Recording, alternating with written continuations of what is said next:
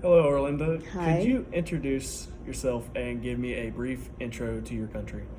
Hi, my name is Arlinda Durakovic. I was born and raised in Sweden, and my parents are actually immigrants from Albania, but I am going to be introducing my country, which is Sweden. How I would introduce my country is welcome to Sweden, the land of meatballs, the land of midsummer, and the land of big bears. Funny enough, my grandmother is actually from Sweden as well. They moved from Sweden to Oh, Alaska, then to Alabama. So sounds I fun. was gonna wait and say that to the interview. What things do you find interesting about your home country in Sweden? What things I do find interesting about my home country? That we have specific days for different desserts. So you have a day for cinnamon buns, you have a day for kladdkaka, which is a Swedish dessert, and then you have a day called fetisdagen, which is like, have you ever heard of a semla? No. It's like a dessert with like whipped cream in the middle and like some different almond extract and everything. And we have like different days for different desserts, and that's like the days you're supposed to eat them. You can eat them, of course, and every other day. But those days are like they're specifically made for like eating cinnamon buns or eating kladdkaka or eating As semla. a thorough enjoyer of cinnamon buns, when is that specific day? So maybe I can try to convince people to do that in the I United don't States. actually know when it is, but I know it's in October. Is it in October? It's in October, and also we have a thing called fika, and this is like specific for Sweden. But it's like you take 2 hours away from the day just to talk to people, just to take a coffee and like a small dessert, like at a restaurant. It's just like a day. It's like a way A to socializing day. Yeah, exactly. Not a socializing day. It's just you socialize during your fika time. So you basically take off your phone and just start yapping. Yeah, no, definitely we'll be trying to implement the cinnamon bun thing here too. I love that. Based on your experience, what perception do you think Americans have about your country? Well, I would say that Americans think that we have the most beautiful men and women. Basically, blonde hair, blue eyed, the most beautiful Scandinavian style. And also, I would say that people think that we are like a green, environmental friendly country. We have a lot of different environmental practices and policies that focuses on the environment and not so much on like the I don't know how to say it, utsläpp. It's like when the factory is kind of Oh yes. what would Like you you talk about like the factories with the smokestacks. yeah, exactly. So what would you say Y'all that- worry about y'all's carbon footprint exactly a lot more than we do. worry a lot of our carbon footprint, and I think Americans also see that as well. And yeah, right now with Trump we're with Greenland, they maybe think that we don't want to we don't want to give up it's Denmark though, but we support our neighbors. Yeah, that's a weird topic to go on. We can talk about that after the interview Yeah, because sure. I can give you the exact reason why. Now, I will say your country did produce one of the best music groups of all time, Ava. Ah, love it, love ABBA. ABBA. ABBA. Ava. I always said Ava. Yeah, it's no problem, ABBA. My girlfriend really enjoys the Mamma Mia movie, so Oh, you know. I love them as well, they're so good. Oh yeah, but how do you think these have developed? Like how we develop these perceptions about Sweden? Well, we are an environmental friendly country, and like in many statistics, we oftentimes top the statistics when it comes to the environmental footprint we have. And also, I believe that like the Swedish style is actually very, very pretty. Now, I don't wear the Swedish style because I was in America, but oftentimes it's very minimalistic, and yeah, you have a lot of different Swedish influencers, and oftentimes they're blonde, blue-eyed, and that's like one. It's very uncommon to find that. Like you have the brunettes, the brown eyes, and that's more common to find. I don't know. Maybe it's something that is unique. It's just a perception that I guess we have of any Scandinavian Yeah, culture. exactly. Now, if I'm not mistaken, sundresses are also a very big part of It is. Swedish apparel. Especially during the summer, we go out in sundresses, and during midsummer as well, the girls oftentimes have to wear a sundress with the flower crowns. Yes, I've seen it. They're But there's so also pretty. a horror movie based off of that. Yeah, it's completely false though. But yeah, you would be. I don't know if you knew, but the sundresses are also a very big thing here during the summertime as well. Oh, they are? Yes, especially down here in the south. Okay, perfect. Well, I'm not here for the summer, so Sadly, you're gonna miss the best time of the year to be down here. Exactly. It's gonna be hot and humid, but to me, the summer is the best time to live in the South because the beaches. Oh. And like I said, a misconception about Alabama, people think that it's just what you see here in Troy. You're in the plains. But you go a little bit further down south, 2 hours, there's actually beaches and all this different other stuff. There's brackish water that you don't see up here. So it's the same thing. Like, people have a misconception about our state that we're in as well, just because they've only seen one part of it. Yeah, that's and I true. feel like that's a lot of problems with a lot of people, is they only see one part and they never see the whole thing. Yeah, that's true. But how accurate do you think we as Americans, like our perception on how Sweden is, how accurate do you think it is? I think it can be quite accurate, actually. I would say that, like, the sundresses, that's pretty accurate. During the summer, a lot of Swedish people, we love to wear sundresses. And we actually do take care of our looks quite a lot. Like, oftentimes when you go to school in Sweden, you will have to, like, you don't go with your pajamas. Like, I see a lot of American students, they walk with their pajamas, like yoga pants and everything. That wouldn't be common in Sweden, actually. Would that be kind of frowned upon to see someone it would be dressed so relaxed in public? It would be like, oh, why are you? It's like, why do you go to school like that? Yeah, it would be frowned upon, I would say. So I could say that, yeah, it's pretty accurate, actually. I will say, with here in the United States, with how many different cultures come together, like I said before we started the interview, you just have so many different, like, styles and everything that blends together that no one can really. I can't judge you for how you like to dress, because that's how you like to dress, and that's how we are. Well, in That's Scandinavia, in Scandinavia, there are judgmental people, but me personally, and I'm more acquainted to your normal person you'll find down here in the Southeast, the very southern hospitality thing that you probably got taught, like the very nice people. You won't really run into that here, but say like in different parts of the United States, they might be a little bit more judgmental. But Well, I think in Scandinavia, it's like one style fits all. You have the Scandinavian style. And oftentimes, if you don't have the Scandinavian style, it's a bit frowned upon. Let's see. My next question, do you have any advice for someone interested visiting Sweden or like Norway or Finland? Like, what, like, because in that just general area, would you have any advice when visiting Scandinavia? I would say, if you want to visit Scandinavia, you should definitely visit during Christmas time. We have a like a special tradition at 13th of December called Lucia-dagen, and this is like a tradition like where one person is the Lucia. It's like how we do Santa Claus here? No, it's basically a choir that sing. Like so how we do Christmas carols, I guess. No, it's how would I explain this better?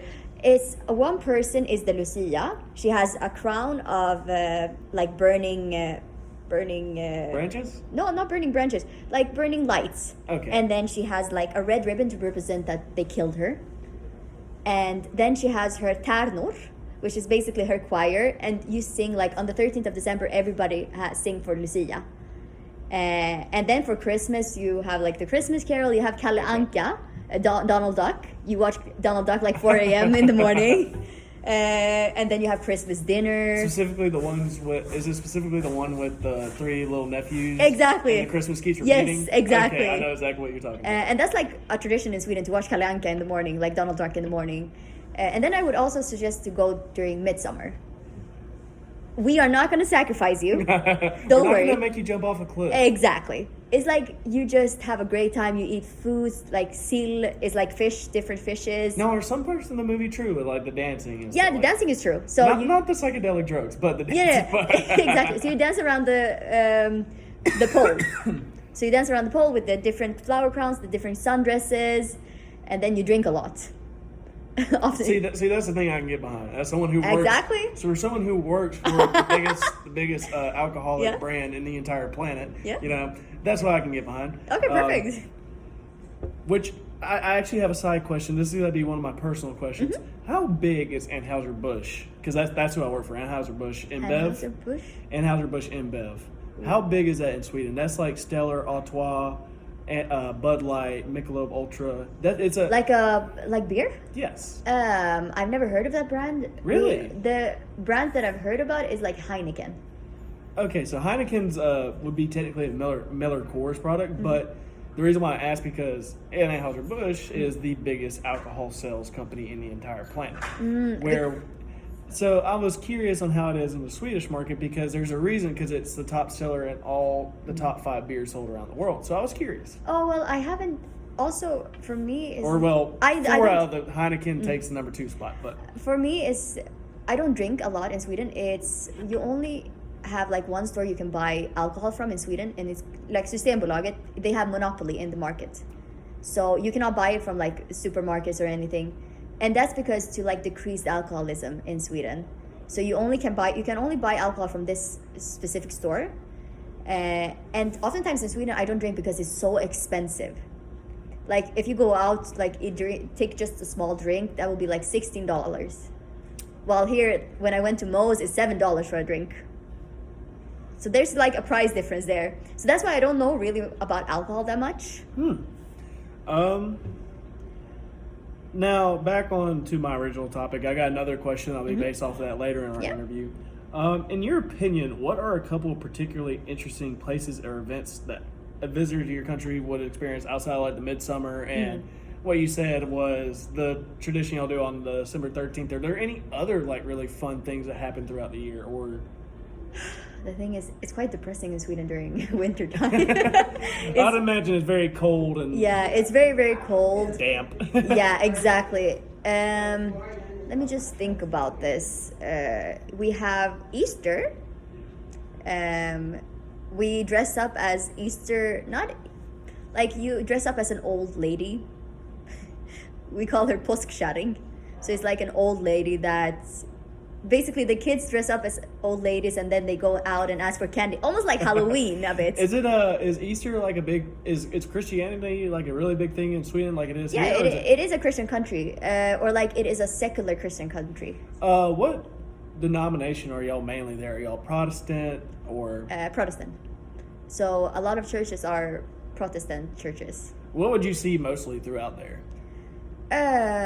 Now we have a lot of Muslims coming in, so there's been an increase in Muslims, like Islam as well in Sweden. For me, my family is Islam. My family are Muslims, but a lot of Swedish people, like Swedish generally, they are often Christians, Protestants, but they do not. Non-denominational. Exactly. So you don't really see it. Do you see like a lot of Catholicism, or do you see like Methodist or Baptist? No, or do you see... I've never seen that until I came here. What about Lutheranism? Never heard about that until I came here. Really? Lutheranism started over in Europe as well. Oh, is it the German one? He's Maybe. the one. He was the first person. That was the first church to break away from the Catholics. I think they and had then King James did his stuff for I think divorces. But I think there are some, but from what I know, the Protestant churches are like the most common ones. So, my next question, that was going to be one of my other independent questions. I guess the churches can count for that as well. So, how does it, you're talking about monopolies. You don't see that here in the United States. Even though technically there is kind of monopolies, but we don't really talk about it. But it's more diverse in what can happen in the United States with an open capitalistic society. How do you see that? Like, does looking at our society compared to how we operate to yours, does it feel like a big culture shock? Do you enjoy it more, or do you hate it? I don't like. I actually do like the Swedish system about having monopoly on alcohol, because alcoholism is it can be such a big problem for people, and it can like create like tensions in like a family. Oftentimes it increases like a person's aggressiveness.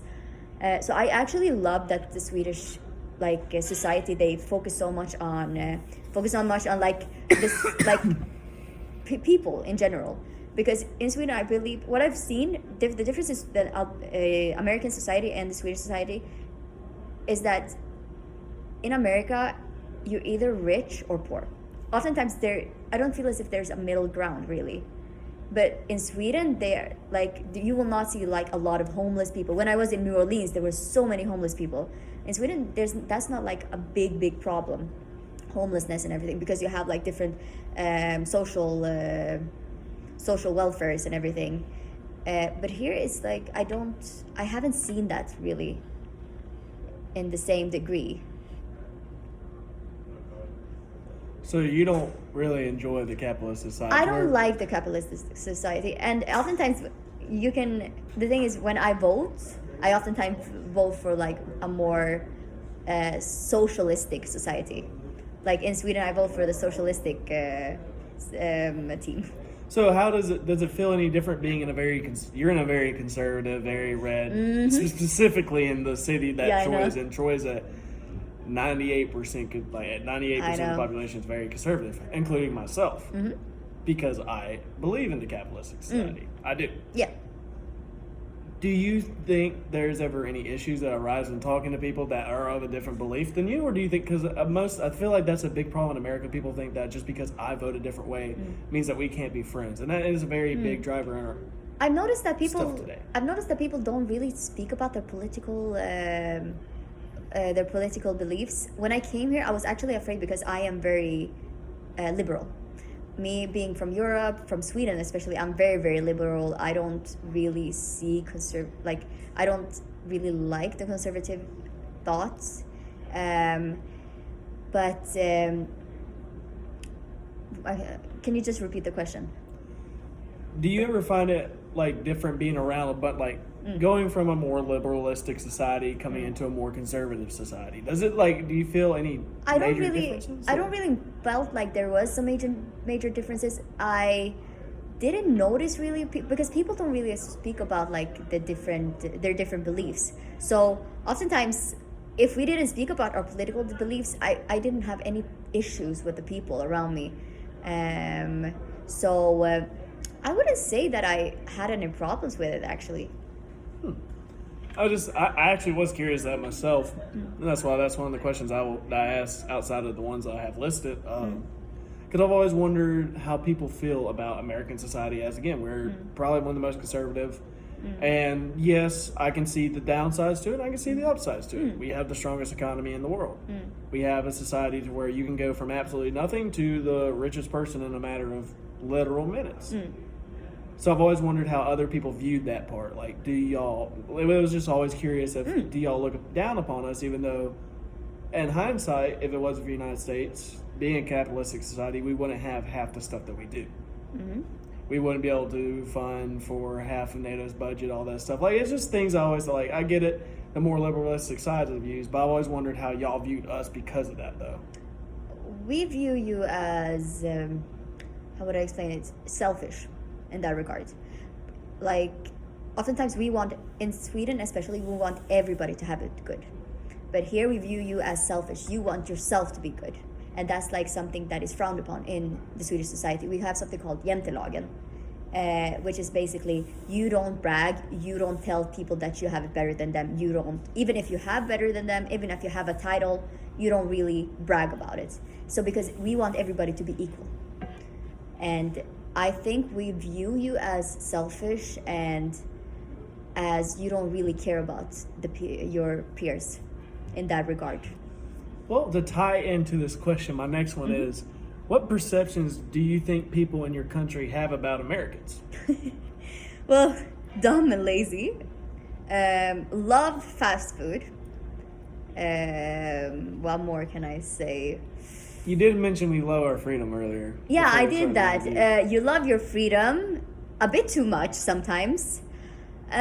Also, this may be from the immigrant side of like the Swedish society, because a lot of people that are immigrants oftentimes had like to flee from different countries that were affected by like America, like the Iraq war.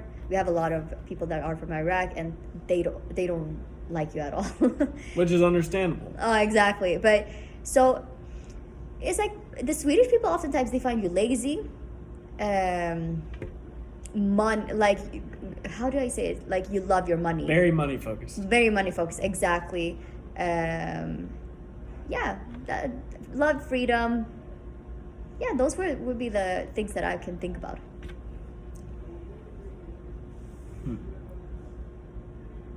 How do you think you develop like these perceptions? Is it from seeing us online, or just how do you think these came about? Well, first of all, the dumb perception would probably be because of the political system. Like your current president. We in Sweden we really don't like him. We find him stupid, if we can say it like that. We say that he's a good speaker. He knows how to like get the crowd going, but the things that he says isn't smart. So I would say like the political system, and also like seeing the videos on TikTok where people are spewing stupid things, and also you only know one language. In Europe, it's quite common to know 2 or even 3. Like I know 3 languages. So just knowing one language, we would say that would be stupid.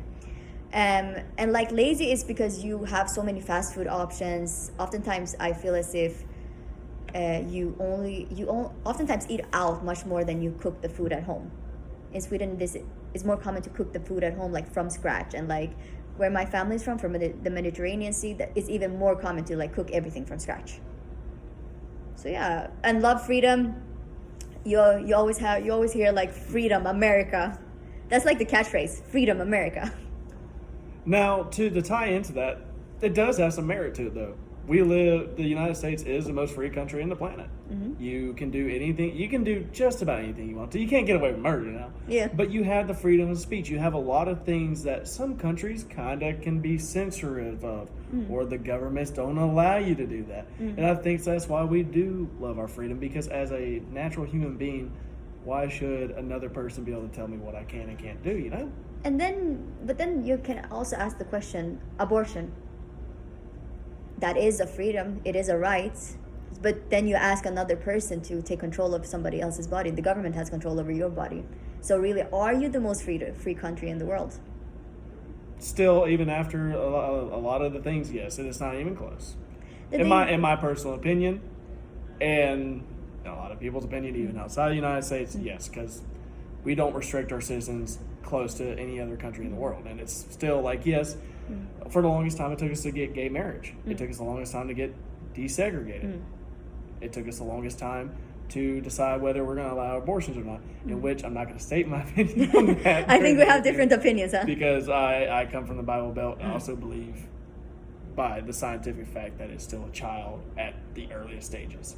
Because and also the reason why my opinion is based on that is because you're allowing murder to happen, and also if we consider microscopic life on another planet as living organisms, then I think you should deal with the repercussions of your actions. Because I mean, unless there's certain areas where I'll say it's okay to have one, if that would be in a situation of rape, and that's probably about it, or if the situation could lead to the mother potentially dying. Yeah. Outside of that, it was your choice. You shouldn't just use that as a contraceptive. Well, but we can touch on that. We can touch on that later. That will go longer than it needs to. But now that you've lived here for a little bit, how accurate do you think these perceptions of us are? Somewhat. You love your freedom. I see that every day. When I went in the car of a guy that had a gun, that was a culture shock.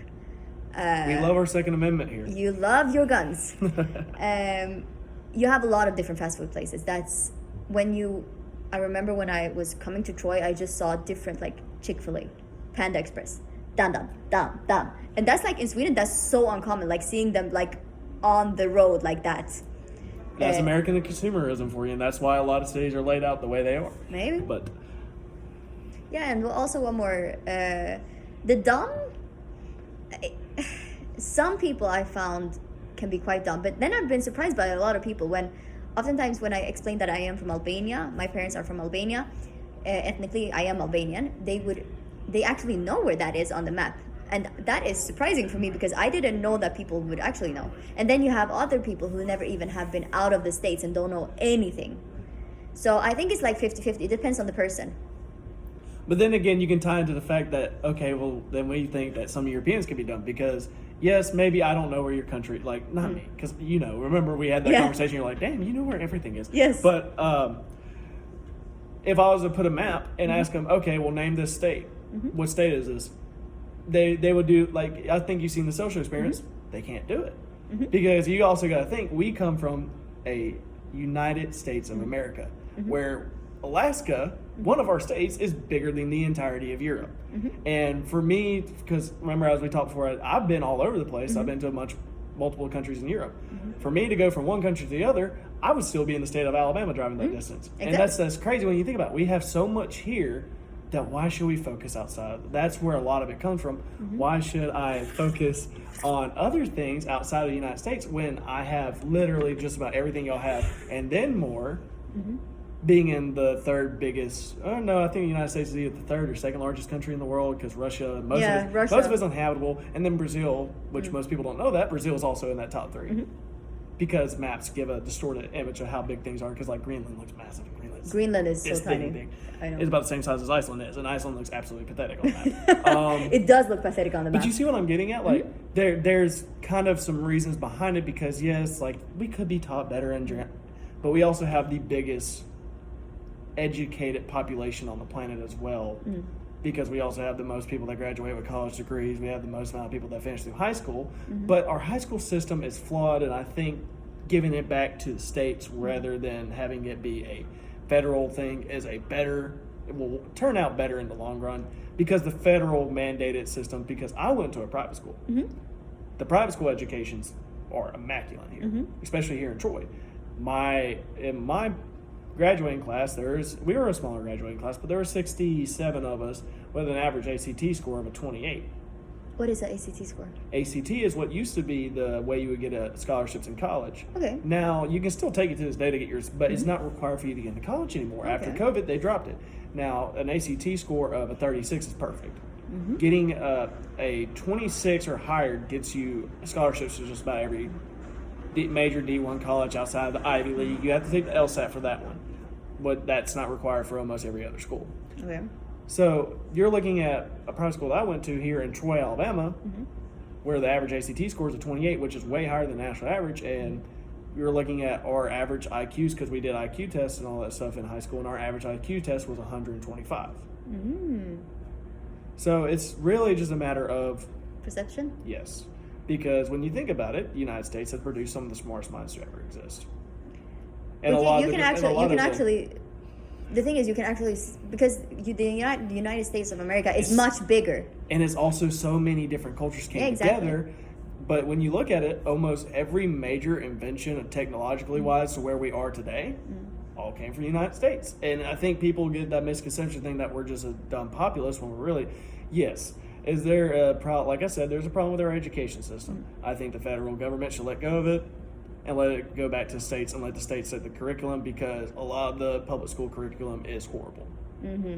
But then you have, I don't know if you ever noticed this, there's high school kids that do school with us that you will see in the, you probably wouldn't have seen it.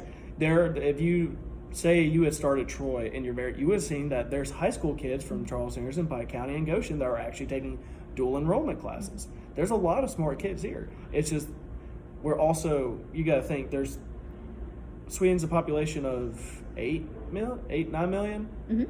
That's the population of a single state here. So you got to think, we have a lot broader of a pool of people. So yes, the average will go down because you have a lot more people. Have different, exactly. But my last question, though. Yes. This has been a very fun interview, by the way. It's always fun to get to talk to new people. Here, I actually have 2 more questions, but these shouldn't take as long as all these other ones that we've been going off on a little red herring over here. Some research suggests the culture of the U.S. and the culture of your country differ. In what ways do you think research is accurate to that? Like, what kind of research are you suggesting? I'm just thinking, like, so of course we spoke about this before, but I believe that the American society is a very masculine society. You think a lot about business, you think a lot about economy, you think a lot about yourself. Yeah, exactly. We're very self-centric. Very self-centric. While the Swedish society is a very feminist, not feminist. It's like a feminine society. We think about others. We want everybody to have it well, and that's why we have the system that we have in Sweden, where You have different benefits if you're like maybe a struggling mother, maybe a person that is homeless. And that's like the thing that differs. And as well that in Sweden, we're very individualistic. Here, I found that in the South, you're very like open to new people. You're polite, very polite. But in Sweden, like if I walk past somebody and I said hi to the person, they would be looking at me very weirdly, like, why are you saying hi to me? While here in the South, they would be like, oh, hi, how are you doing? And that's actually one thing that I like about the Southern, I love the Southern hospitality. It's called the Southern Charm. Southern Charm, I love that. That's one thing I think I will take actually back with me to Sweden. Is the way we conduct ourselves in social. Yeah, exactly. Like, there's never a stranger here. Exactly. And as something that is like a big issue around the rest of the country, the racial tensions and stuff like that, or it really doesn't, like when you think, oh, well, Alabama's and all the South is what started this, like, this is probably one of the most friendliest and forgiving and understanding parts of the entire country. And I don't understand, we still get that misconception that we're a bunch of racists down here and that we're not very accepting of different people. But as you see, as someone who is an outsider, yeah, you feel very welcome. I do. But also at the same time, it might be because I can actually speak English. Sometimes people who I've noticed, like the Chinese students who come here, maybe they have a lot of hard time like with the people because they're not able to speak English that well. But for me, I've just noticed that people are very, very nice. So nice. I like it. Now, I will say, now with like how we have a very broad amount of Chinese students, they don't mix very well sometimes with us because, like, from my own personal experience, I had an accounting class, like and there's only 3 actual people from America or from America, and the rest were all Chinese, and this is a class of 50 people. Oh wow! And I don't know how it is in their culture, but they were very rude, very disrespectful, constantly talking over the teacher, like having full blown and this has happened in multiple classes, and I didn't know if that was like a difference in culture or just the people themselves. So that's something that I always had to try and figure out when different people come here is what happens in their culture. Like, is that a common thing or is that just a them thing?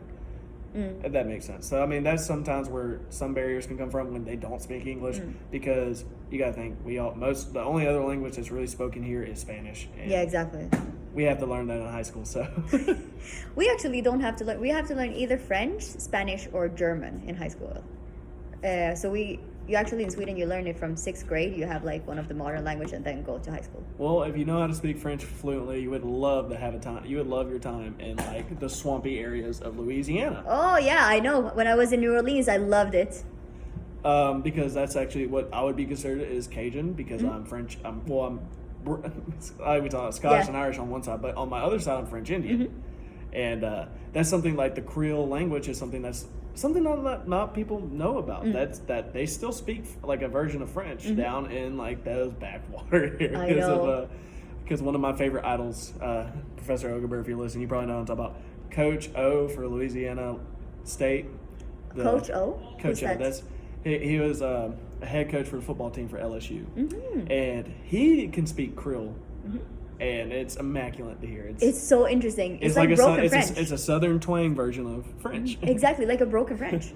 But with my last question tonight, what is an idiom you use in your country that we do not use here in the United States? I don't know if you use this in the United States. Som du bäddar får du ligga, which is basically how you make the bed is how you sleep in the bed. Do you use that in the United States? We use a version of it. What? You sleep in the bed you make. Okay. Or the bed you made. And then in that case, I'll use another one. We might be here for a second. We'll see. I don't think I've heard this one in the United States. Att glida på en räkmacka, which is like sliding on a shrimp sandwich. Yeah, no, I haven't heard that one. It's like you do not study for a test, and yet you get an A on the test. Oh, we call that just being naturally gifted. Yeah, we're saying, oh, it's so easy for you. You're sliding on a shrimp sandwich.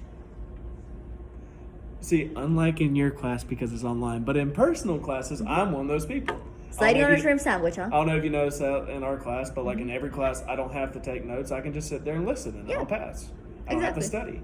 But unlike your class, because it's online, so we never get like an actual thing from you. And I don't have time. Most of the time, I'm at work when we do the meetings, but I still do good in your class.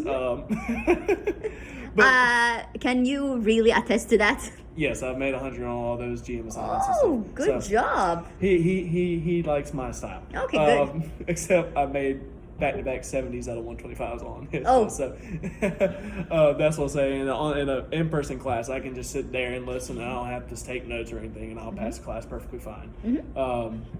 But yeah, this has been a very fun interview, and thank you for taking your time. And no problem. I wish you the best going home tomorrow. Thank you. What part of Sweden are you from exactly? I am from the south of Sweden, Helsingborg, near Denmark actually. So it's just, if I want to, I can just take the boat over to Denmark. Well, that's actually one of the few places I've never been in Europe, and I've never actually met a Danish person yet. You never met a Danish person? Nope. They're very fun to be around. A very heavy drinker. Very heavy drinker, so they're my type of people. Exactly. Well, all right. Thank you for taking your time. No problem. Again, have a wonderful time going back to Sweden. Thank you so much. Thank you for enjoying your time here in America. I know it's probably been a lot different, but it's been a lot different because, of course, I don't have my family here like you guys do. But yes, thank you so much. I'm going to have a great time tomorrow on my plane. 17 hours. All right, and that is